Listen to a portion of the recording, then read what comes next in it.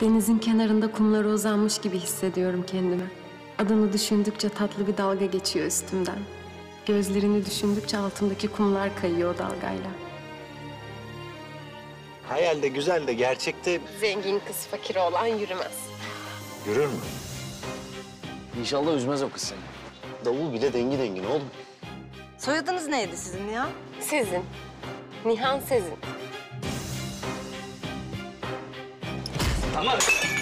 Ne yapıyorsun sen ya? Kıskanıyorum seni. Sen benim oğlumsun. Sen Emir Kuzcuoğlu'sun.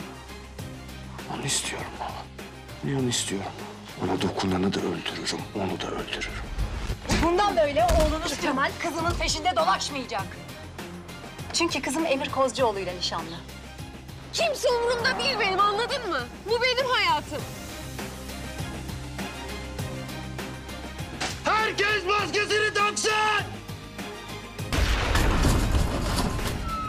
Bitti! Nihan'cığım, ailen için bu kararı sen vereceksin. Benim kızım satılık değil, anlıyor musun? Kızım satılık değil.